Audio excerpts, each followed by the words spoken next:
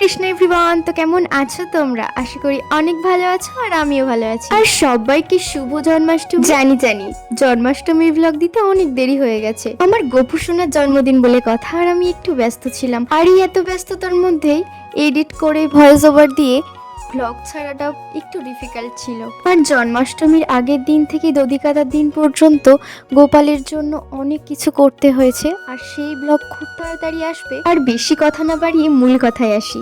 যে সময়টা তোমাদের সঙ্গে শেয়ার করছি সেই সময়টা হলো রাত 12টা। তখন গোপুসোনার অভিষেক হবে।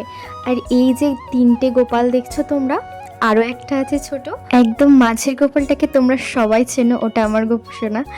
আর দুদিকে যেটা আছে ওটা দুটো মাতাজির গোপাল। আর ওই যে ছোট্ট মতো দেখছো, ওইটা আমার ছোট্টবেলায়, মানে আমার মাকে আমার মায়ের পিসি দিয়েছিল।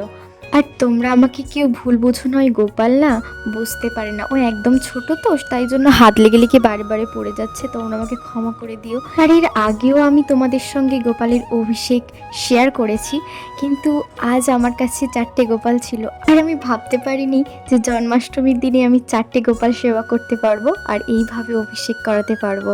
আর এখানে অভিষেকের জন্য 5 রকমের ফলের রস করেছিলাম, সে তাই দিয়েই অভিষেক হয়েছে। আর এই যে দেখছো দুধ দিয়ে। আর অভিষেক করতে কি কি ইউজ করেছি সেটা পরের ভিডিওতেই তোমাদেরকে দেখাবো। আর এই যে দেখছো গোপালের ড্রেস আমি চয়েস করে এনেছি, কেমন লাগছে তোমরা অবশ্যই আমাকে কমেন্টে জানিও। আর ভালো লাগলে অবশ্যই একটা লাইক করে দিও। আর হ্যাঁ, জন্মাষ্টমীতে তোমরা তোমাদের গোপালকে কেমনভাবে শৃঙ্গার করলে অবশ্যই কমেন্ট বক্সে ছবি পাঠাবে, আমি অনেক খুশি হব। আর এবারে হবে পুষ্প অভিষেক। তো আমার গোপালকে কেমন লাগছে তোমরা অবশ্যই জানিও। আর হ্যাঁ, জন্মাষ্টমীর দিন গোপালকে একটি পদ্ম ফুল দিতে হয়, তো আমি সেই মতো দিয়েছিলাম। আর এদিকে আমরা পুষ্প অভিষেক করছিলাম, দেখো সবাইকে কত সুন্দর লাগছে। আর আমি এখানে অভিষেকের জন্য পদ্ম ফুলের পাতা এবং শ্যাপলা ফুল, তোমরা অনেকেই চেনো, সেটা নিয়ে অভিষেক করেছি।